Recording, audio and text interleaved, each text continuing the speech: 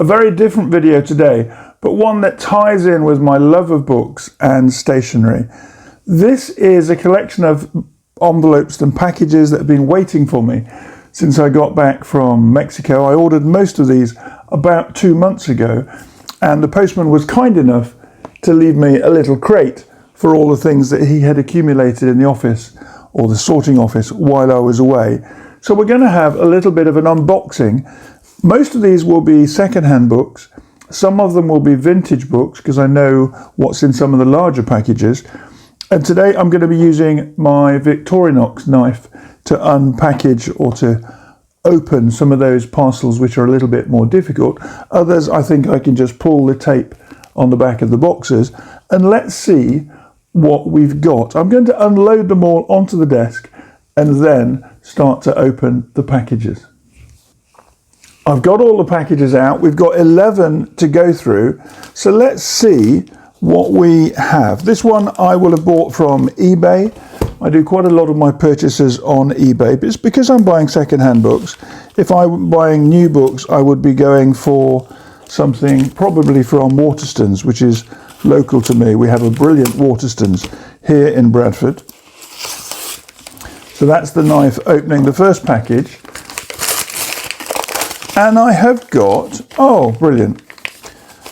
I've recently been rereading some of the Simenon books that fascinated me as a youngster. And what I've got here, I'll just put this away. I've got 2 Simenon books. They're both from the Penguin range. This one, A Maigret Christmas and Other Stories by Penguin, written by Georges Simenon, the Belgian writer who created a detective working in Paris. And this one, The Late Monsieur Gallet. What does it say about this particular book?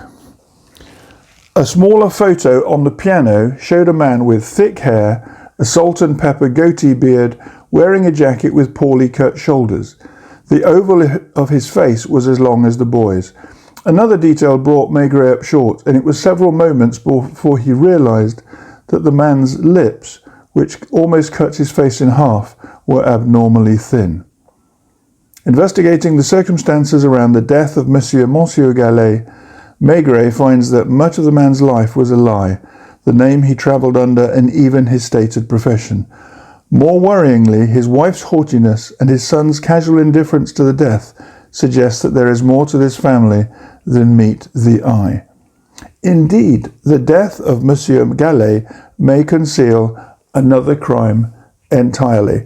I'm gripped already. These purchased at a very low price via eBay probably cost me £5 or £6 for the 2 of them, and I'm very happy to add those to my reading list. What else have we got? Let's have a look. This one from World of Books. In the UK, there is a huge purchaser of decent quality fiction books. They're called World of Books, and they buy a lot of their stock as the items that cannot be sold in bookstores, or rather in second-hand shops, charity shops. But they are a huge resource for you and I if we are looking to buy used books. Oh my goodness. This one I had completely forgotten. If you've looked at one of the book reviews on the channel, I've written about a book called A Time of Gifts, a paperback book which is the first in a series by Patrickleighfermour. This one is called The Broken Road. And it's a beautiful hardback book with a flyleaf. Gorgeous illustration inside. And when was this one written? The Broken Road, From the Iron Gates to Mount Athos by Patrickleighfermour. This was published posthumously by the estate of Patrickleighfermour in 2013. I've never read this one. I'm really looking forward to it because I realise that his books are titles that I frequently return to throughout my life, and I'm very much looking forward to this. There's a picture of him at outside Rila Monastery in Bulgaria in 1934. Very eloquent writer, has a strong command of European history, and when he was 18 years old, the book The Time of Gifts was the revisit of his diaries of a walk from the Hook of Holland and setting off for Constantinople. He didn't make Constantinople on that journey, but he made it to Vienna, and that's a book I featured in my book review. But this is a super book, and I know it's going to get some very decent time with me very quickly. What else have we got here?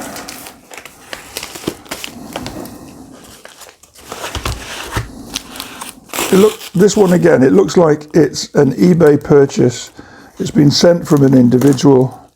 I can't remember what's in it, and it was ordered a while ago.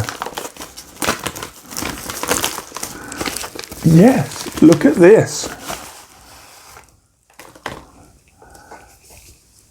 Biggles and the Black Peril. wejohns was a prolific writer in the 20s and 30s and early 40s, and he wrote and had as a character Biggles, a pilot. This one, Biggles and the Black Peril, originally cost 3 shillings and 6pence. It comes with a reasonable, in fact no, it's got a total rip at the top corner of the fly cover, but it comes with a fly cover. Let's see what it's like on the inside. Yeah, on the inside, beautiful book, hard red cover with a textured wrap. Biggles and the Black Peril by Captain wejohns. This one doesn't have a publishing date. I'm going to guess this is, I think this would be early 1950s, but I can research that later. But I've always been a fan of Biggles books. I read them as a teenage boy and have collected them for years. I think I have every single copy that's ever been produced, but I don't have all of them with their flyleafs. So that would be interesting to find out where this one fits within the collection. I must have bought this one actually several months ago rather than during the summer. But I'm looking forward to that. A hardback book, Biggles and the Black Peril. I am excited about the fact that this is a character whose work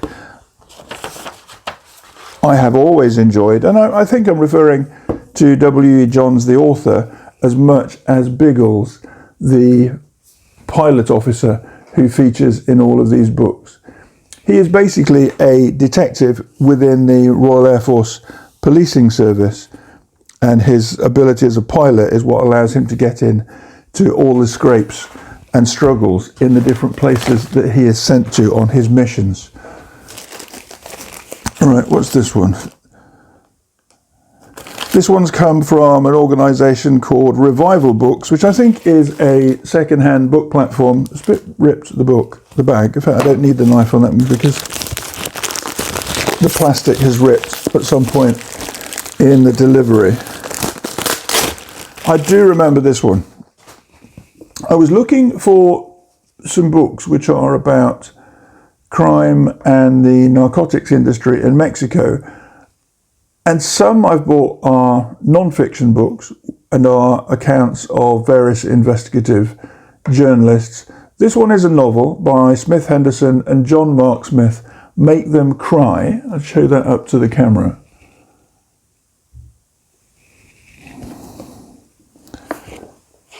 And also, I noticed not only is it a large book, but it's a large print format. So that'll be an easy read for me with my glasses and my reading situation. But I'm looking forward to it. It's based on the idea of some American detectives going into Mexico City and working with the DEA and the CIA, looking at aspects of the narcotics industry. Make Them Cry. I'm very much looking forward to this book. Large print edition, published by Harper. This one, I've absolutely no idea what it is. I don't think it can be a book. It's a while since I've bought it. One of the things that's nice about this is it has a stamp on it. It's not just a printed label, from somebody selling on eBay. Let's see what we have inside this package.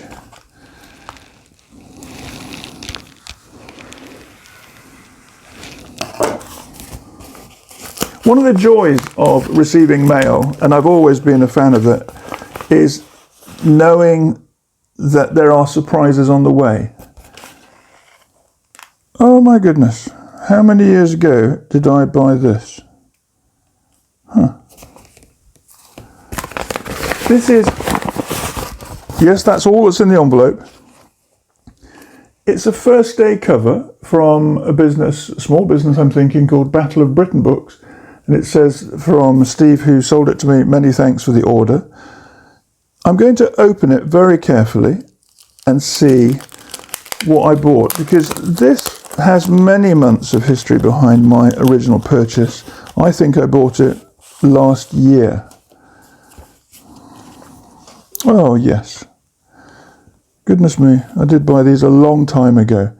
Right, I can see why his comp slip is Battle of Britain Books. These are first day covers. The first one was posted on the 28th of November 1978.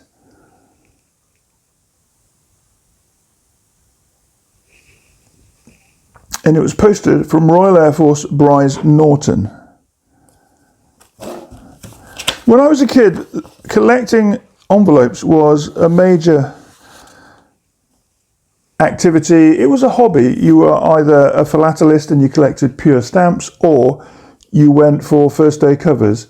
And I, having started off as a stamp collector, subsequently went for the collection of first day covers, and I still probably have 600, maybe 700 of those in my storeroom here at the house, and I need to sell them so that I can use them for better purposes. But this is an envelope signed by Stanford Tuck, who was one of the pilots at the Battle of Britain. On the back it's certified by an M.J. Smith, a squadron leader, certifying it as a genuine article, and again posted at Royal Air Force Bryce Norton in November 1978. What I hadn't expected, because I don't remember the description detail from when I purchased this, was that it contains two things. It contains a photograph of Stanford Tuck in the cockpit of his aircraft, and it also contains a photo of him with the late Queen Mother. So that's interesting. And it comes with a memorial card, Wing Commander Robert Roland Stanford Tuck, describing his career in the Royal Air Force. So that's, not only is that a surprise because I hadn't remembered what I had ordered, and because it was more than a year ago that I ordered these, but that's a real treat. The other one is, if I can very gently tear this open, yes. The other one, again, contains an information card. This one doesn't have any photographs, but I'm not going to complain. An information card that talks about the 44th anniversary of the Battle of Britain. So this is from 1984, a long, long time ago. It has a set of commemorative stamps on it, focusing on the British Council, and 4 stamps there. And those are very relevant to me because in 1984, thinking about it, I was actually living in Mexico. I had just walked the width of Mexico at its widest point from the Pacific Ocean up to the Caribbean via the Gulf of Mexico.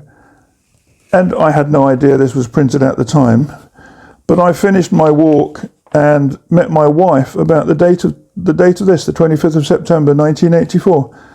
How very strange. It's signed by Squadron Leader Paul Day from the Battle of Britain Memorial Flight, and it's to commemorate the British Council and the work that they do, and also the work of the Royal Air Force during the Battle of Britain.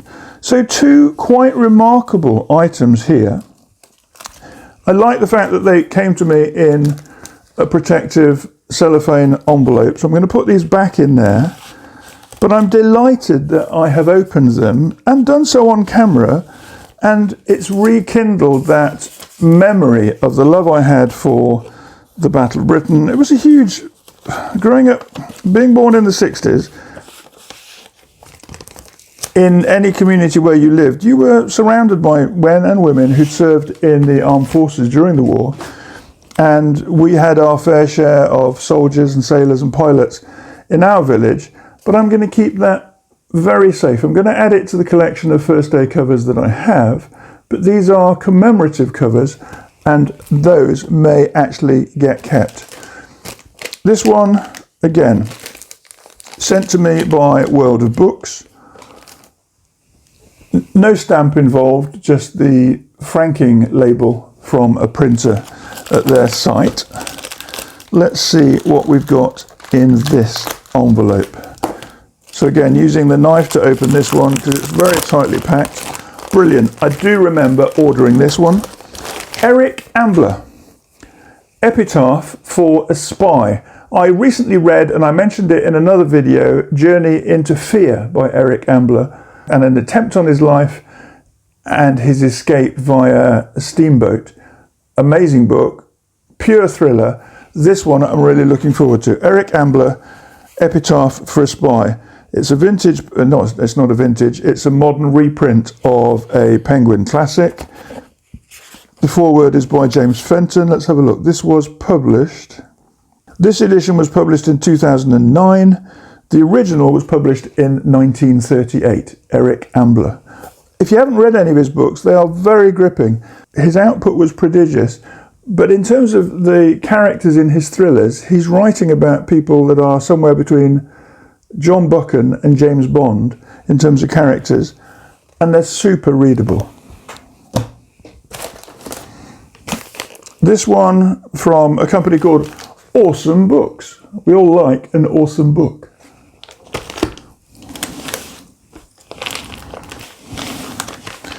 Again, I need the knife for this one, so thank you to Victorinox. Thank you to Victorinox, not for providing it to me because I bought my own, but I've always enjoyed their knives ever since I was a young kid.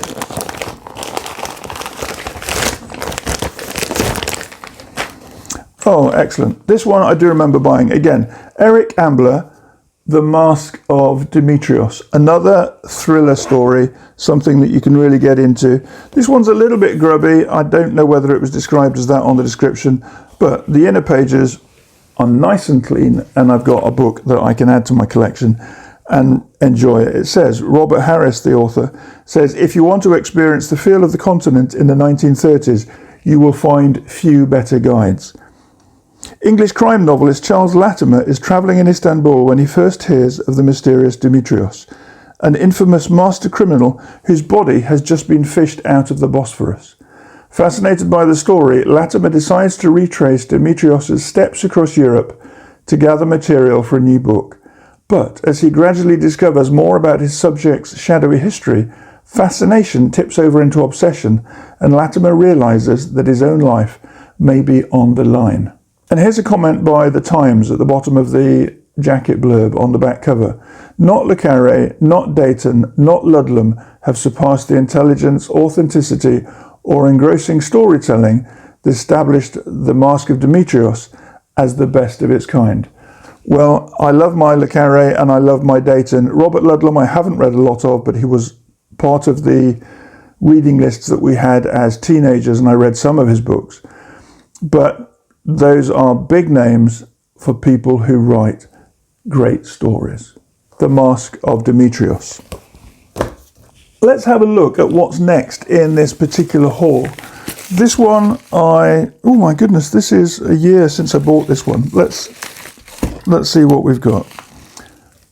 Victorinox, Jiffy Bag, easy peasy. Right.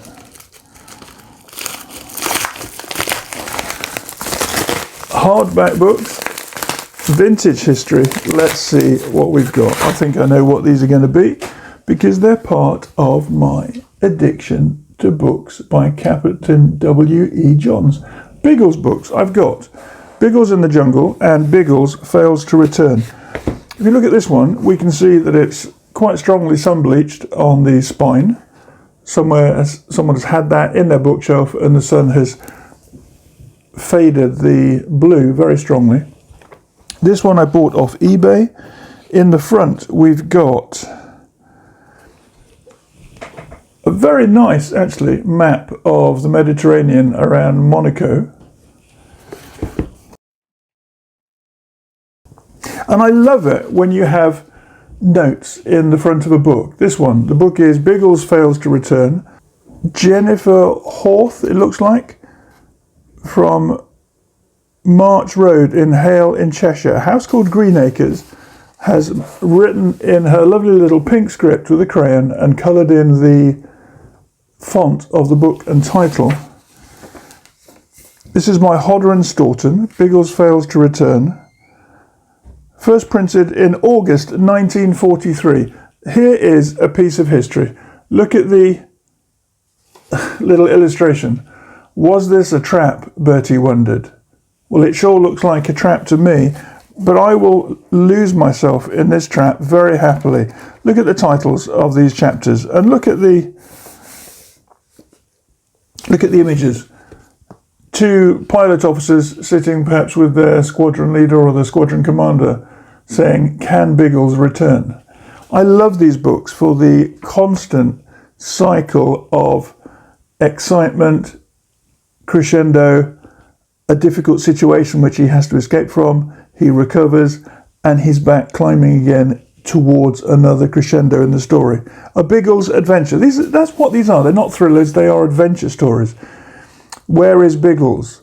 The Road to Monte Carlo, The Writing on the Wall, Good Samaritans, Strange Encounters, Bertie Picks a Lemon, Conference at Castillon, Biggles Takes Over, and Farewell to France. These are really good books.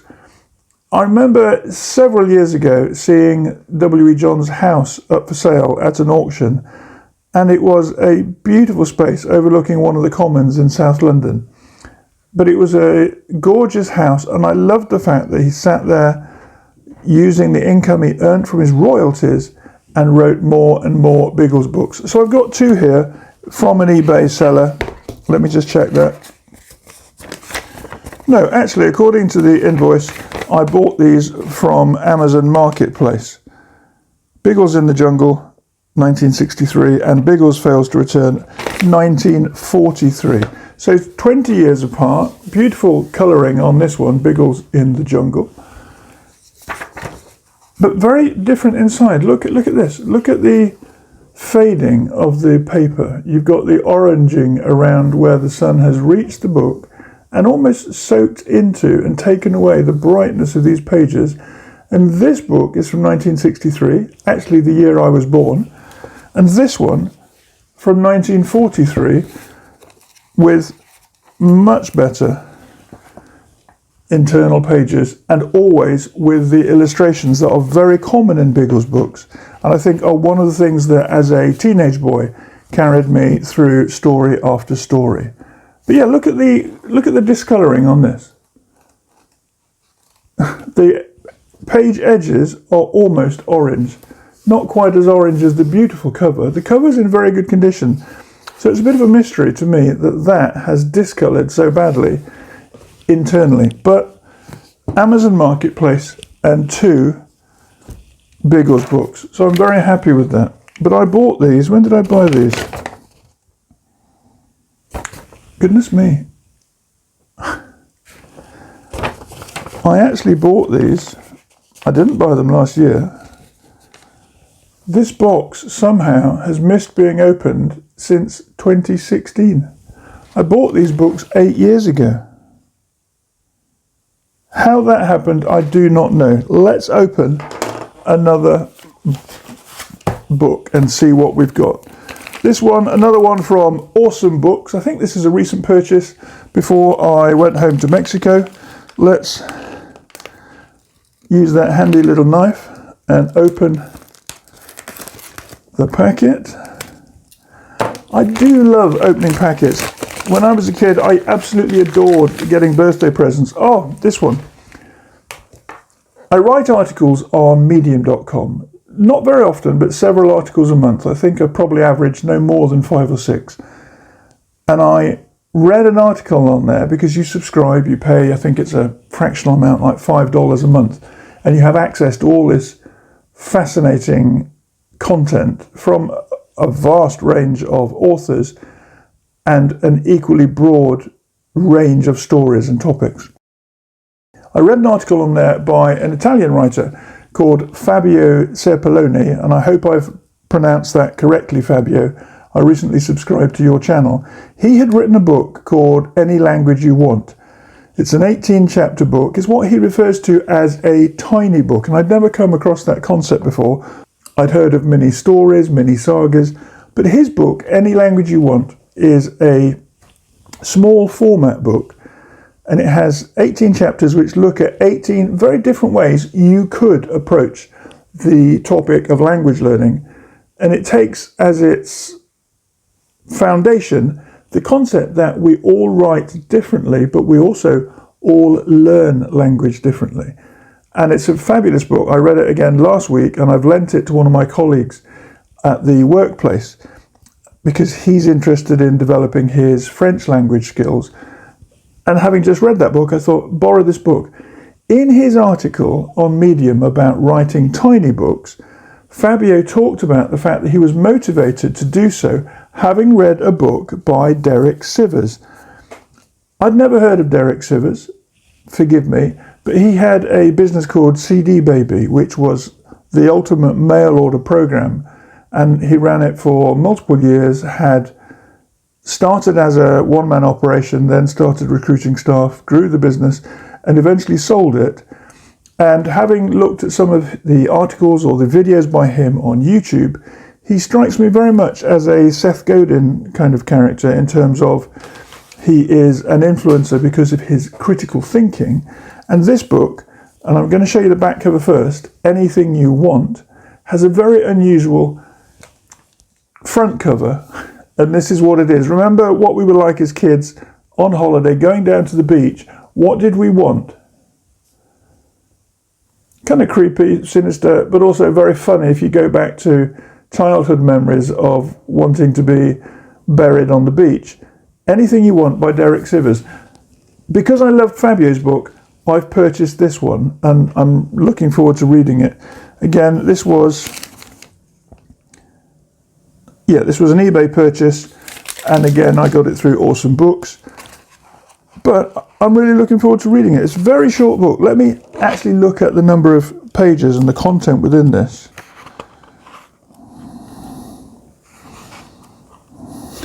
It's actually only got 77 pages. It's a very thin book, but there's a lot of white space in here, and he's literally covering articles, or he's writing. In fact, it is a book that's almost short articles, 40 lessons for a new kind of entrepreneur. So if that's 40 lessons spread over 77 pages, including some content at the back and an introduction, you're looking at a page and a half for most of the content. Anything You Want, 40 lessons for a new kind of entrepreneur. I'm looking forward to it. I love my non-fiction, and this, just like Fabio's book, has a place in my reading over the next 4 or 5 weeks. Also been sitting on the shelves for a while, not 8 years like the 2 Biggles books I just showed you, but this was in my family home, and I had ordered it to be sent there when I was working in Nottingham a while ago. I'm going to use my Victorinox again to open this one. It's such a simple knife. I bought it in Mexico City, but it's the standard Victorinox product. It's got one 2.5 inch blade, a screwdriver, another screwdriver, a hook remover, a bottle cap opener, another short blade, this one perhaps 1.25 inches, and most important of all, if we're going to be reading a book and sitting down in our favourite chair, a little corkscrew. These are the larger items on the knife. I'm just going to put those away. I'll close the main blade, put the corkscrew back in its place, and then we have 2 tiny little additions. One is the toothpick, very well thought through, and the other, if I can find it, yes, here it is. If you can see that against the casing, a tiny pair of tweezers. Such a super little knife. I'm really glad that I purchased this last time I was in one of these stores in town. I got it actually at Sanborn's in Coyoacán. So really nice pen. So I'm going to open the box.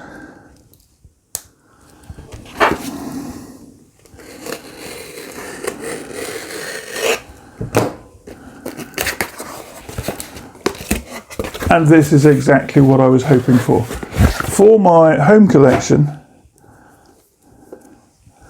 a really gorgeous Biggles book in very fine condition. Biggles delivers the goods.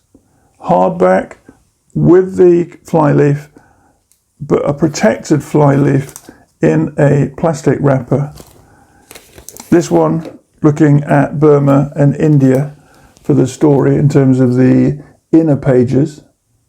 And a B-25 Liberator illustrated as a silhouette over the Indian Ocean. When was this one published? Let's have a look. Oh, look at that. To Norman, from Auntie Louie and Uncle Arthur, Christmas 1956. Don't you just love the stories when you buy second-hand books or vintage books and you find the frontispiece written by somebody, the dedication written by a friend or a relative. Some nice colour images inside the book. It was the Lotus proceeding at full speed. A Biggles Squadron story. This edition, the 5th impression, published in 1952, if I show you that closer to the camera. 1952. Hardback, Hodder and Stoughton, lots of pictures, good illustrations, and I'm really looking forward to it.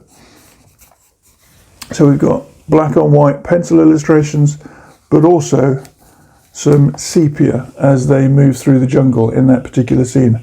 Again, a classic book from a long time ago. So this book is actually 68 years old. I would have bought that for maybe £5 or £6, but it's a super addition to my collection. It's got the flyleaf, it's protected, the print inside, the pages are clear and bright, and I'm really happy to have opened this one. So I've got 2 left. I don't know what they are. I think I know what one of them is, but I'm not sure the sequence of what's in each book. Let's have a look.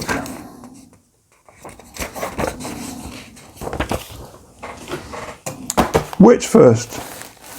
Should we go for plastic, a tracked 48-hour parcel?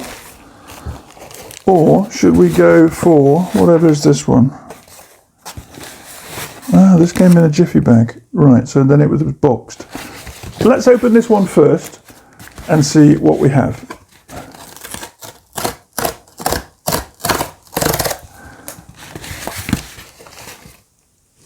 I'm glad I opened this one. Look at this. I have a beautifully wrapped pack of, looks like 3 Biggles books.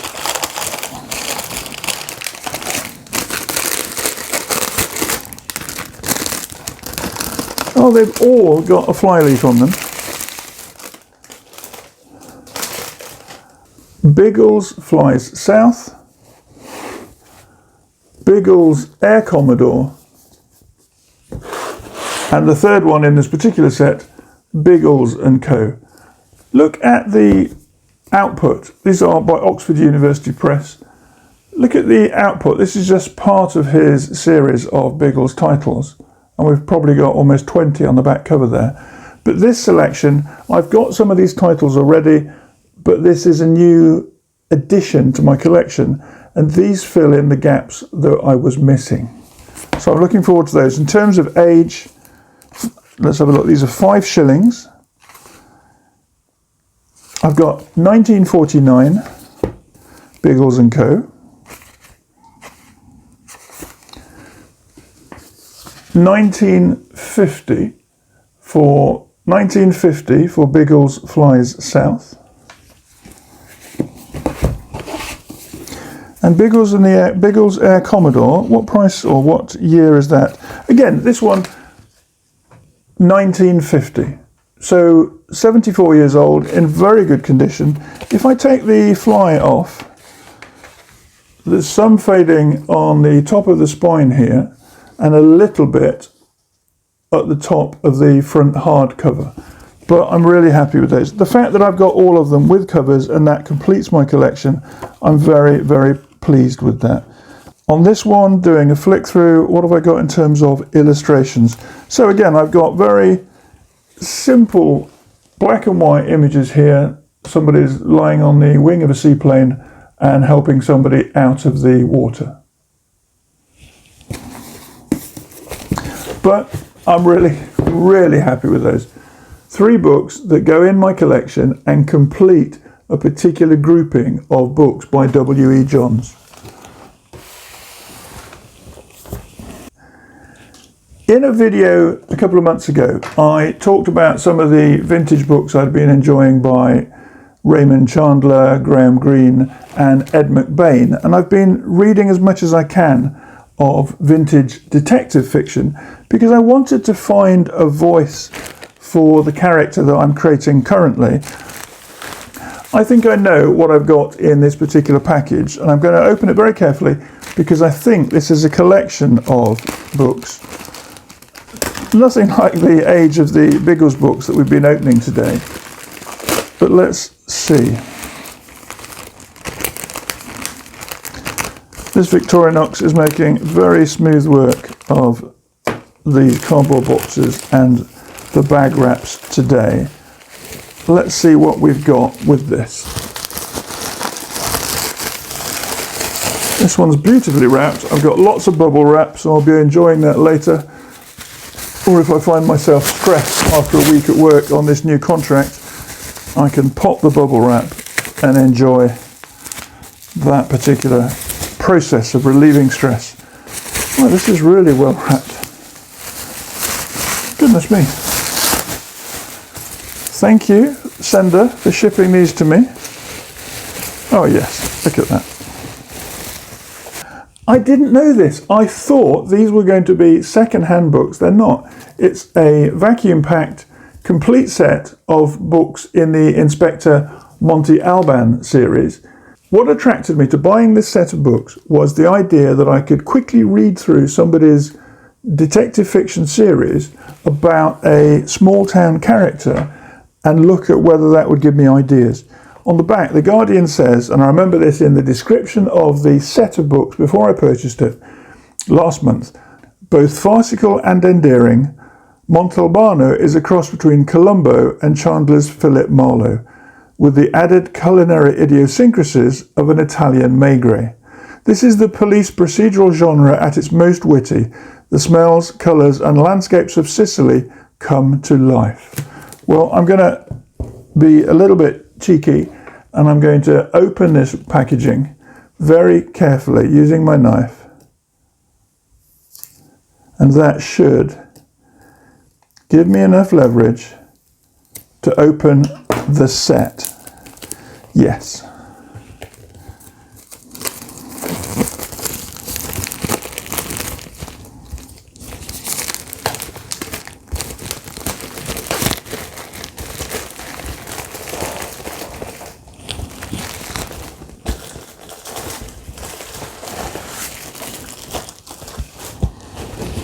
And here we have it. These are just the first 5. But look at these covers. They're absolutely stunning. I've got August Heat.